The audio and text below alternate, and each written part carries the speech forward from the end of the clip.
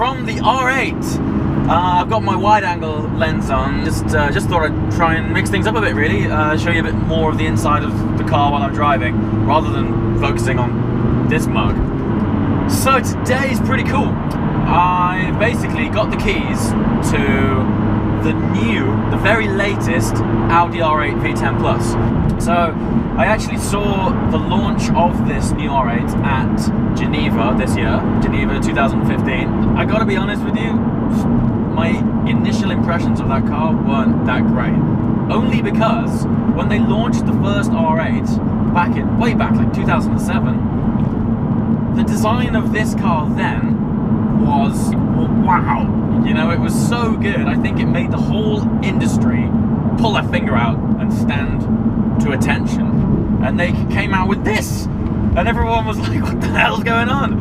So yeah, when that car came out, it just looked so good. It looked like years beyond its time, and even before anyone had even driven it, I was like, I want one of those, just because of how it looks. But when they launched this new one, I didn't have that same effect. In fact, if anything, I was a bit pissed off actually, because I was kind of looking forward to it being more wowed than ever. So up until now, I haven't really been overly enthusiastic about the aesthetics of that car. But I have to say, I've seen a couple more of these cars since that launch. Already, this new R8 is starting to get there with me. So, yeah, let's see. Well, someone must like this car, because I just started filming, and this gentleman here pulled up in a lovely manual DBS, and off he goes. Anyway. And here we are, just being given the keys to this awesome R8 V10 Plus. I gotta say, in this blue, it looks fantastic. Massive fixed carbon wing. Yeah, it's looking pretty cool. Haven't driven it too much yet, so we're gonna jump in and talk about that shortly. But yeah, I mean, obviously it's quite a big change from the first gen R8. Big grille. Of course, Audi have now introduced laser lights. I don't think I'm going to get the opportunity to test those today, because it won't be dark for hours, but you know, this car is definitely growing on me. It's starting to look pretty good. Carbon ceramic discs, finally, as standard. This car needs those. This is a bit of a controversial thing. They've gone and split the iconic carbon side blade. Now, some people like it, some people don't. I don't know. I think for me, the side blade on the R8 was such an iconic feature. I think I'd have probably left it whole, but you know, it still looks cool. No doubt on the V10 Plus this comes as standard in carbon. If it doesn't, definitely want to fork out for it. That's quite a cool touch, to see the exhaust through the back grille. No doubt at night time that glows red. That would be so good to actually see that. Yeah, I'm starting to like this car. Carbon diffuser down here. I would imagine this car is probably pretty loaded. Interestingly, it's got this sort of cross brace similar to its more expensive brother, the Lamborghini Huracan. Let me know what you guys think of it, how it looks, etc. I can only say I still think it looks better in person than in pictures. This one, sit in the sunshine, it's got a really decent fleck on it. Yeah, awesome, man. Cool. Anyway, it's -2 here. I'm gonna jump in and let's take this thing for a spin. Of course, the obligatory Bang & Olufsen sound system, as launched on the original R8. So here we are, inside the brand new R8 V10 Plus. No doubt about it, this is where the most changes are on this car. First impressions, the steering wheel has many buttons. I mean, there are so many things to choose from, and huge display panel. Let's check this out. Wow, this thing is huge. I mean, there is lots of carbon in here, but for instance, that sort of carbon driver zone here, which swept around on the old car, is kind of hidden away, really, sort of down there. Yeah, I mean, I think this car is probably coming out at like 145 grand. I would want more carbon. Right, inside, huge change. Nice dials with sort of screens inbuilt there. That's cool. Anyway, I'm sure you've seen plenty of this interior. Let's find out how it actually drives. By the way, I just so happen to have my actual R8 key on me at the minute for a comparison between old and new. I know it's only small, but this is supercar ownership, guys. So yeah, this is what we're sort of dealing with here. Nice little R8 emblem on there. Decent shape, lots of chrome. This is basically an Audi A1 key. It's crap. All right. First drive then in the new Audi R8 V10 Plus.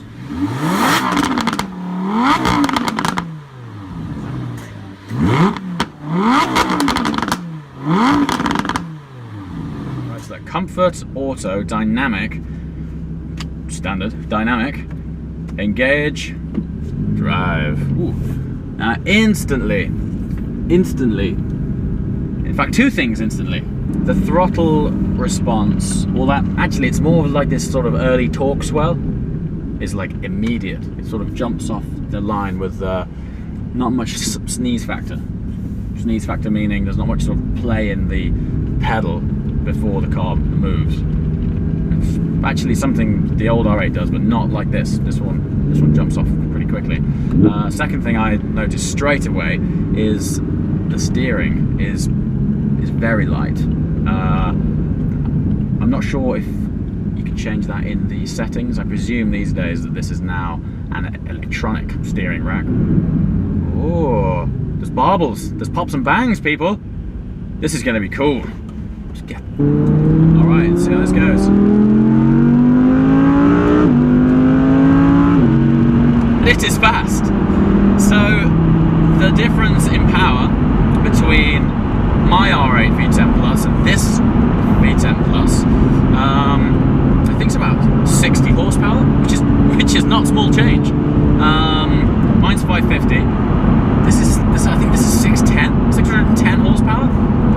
I mean, where are we gonna go? There's 610 horsepower in an Audi. It's mental. I'm not sure if it's the steering that's making this car feel lighter than it actually is. I know the car is lighter than the old R8, but I think it's being enhanced a little bit by this steering. You only really find out the weight of a car when you're like on it. So anyway, let's go and find us some country roads, make some noise.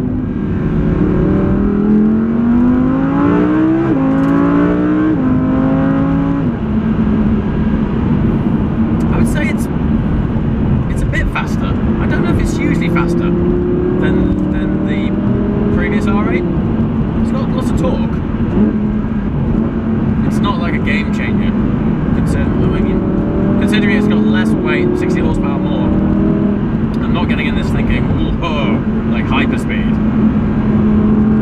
What is that?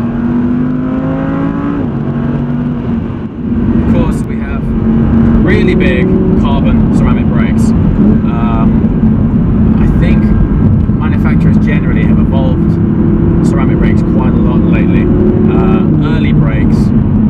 Early ceramic brakes, they were a bit of a pain because that sort of cold bite wasn't there. You'd press the brake and it just sort of slip a bit, wouldn't brake until it got that sort of immediate bit of heat in it, and then it would stop. Carbon brakes these days though don't really have that issue. They are immediate, and then when you're on track and they get some temperature in them, they're fantastic things. So straight away, this gearbox is better than my gearbox.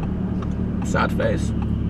No, when I say better, it lets me down change a little bit earlier than my box, which is nice. It's great. I'm glad that they've sort of picked up on that. It's something that I guess most people wouldn't even think about, but when you live with these cars day in, day out, you pick up on the very slightest things that you probably wouldn't if you kept it for your sort of Sunday cup. So yeah, it's good. You've got to think of the price point of this thing though. I mean, what else would you be in the market for if you were looking at 145 grand? I mean, also as a daily driver too.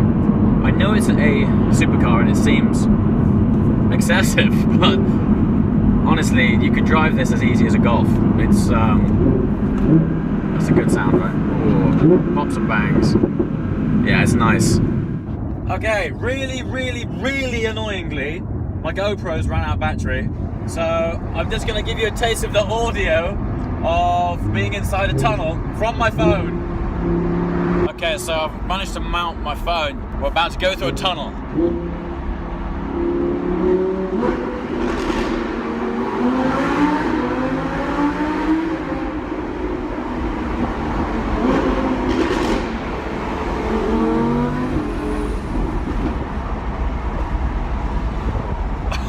That sounds so good.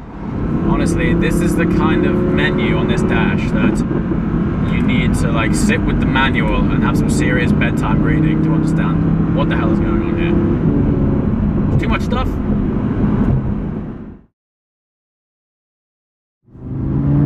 Okay, so we're back in my R8, and yeah, it's really interesting being able to jump between those two cars straight away. It's the best way to get that immediate feel of the difference between them. The thing that I can tell straight away is, like more than anything, is the steering weight. The steering weight in this is actually fantastic. Yeah, the gear shifts in the new car, they are definitely very slightly faster. It's not game changing. I mean, you know, these things are so fast anyway. The upshifts, they feel absolutely razor sharp. The biggest change, the interior on this car now, after getting back out of the new one, is really starting to show its age. My dials have gone back to the sort of old school physical dials. Obviously in the new R8 is one massive screen. I mean, the screen's like that big. One issue I've got, okay, I didn't spend that much time with the car. I probably only had it for like 3 or 4 hours. There are so many buttons and options on that steering wheel. I sat in front of that wheel thinking, like, where do I start? Yeah, it is a bit crazy. Driving experience is fantastic. It sounds better than this car. Inside, it sounds the same. From the outside, particularly with the windows down through that tunnel, it really does sound fantastic. And when you lift off the accelerator pedal, it pops and bangs, man. It pops and bangs really well. They definitely have engineered in some drama. So the closing summary then for this brand new R8, you know, ultimately as an all-round package, is absolutely fantastic. And if you are in the market for a car of that price bracket, it is compelling, man. Like, it is really capable supercar, and it's packed with options. You've got ceramic discs, lots of carbon about the place, nice carbon fixed wing. Of course, you've got a fantastic naturally aspirated V10 engine, which in this day and age is a dying breed, so well done, Audi. Alright guys, as always, thank you so much for watching. If you have any more questions, please let me know in the comments below, and see you next time. Ciao.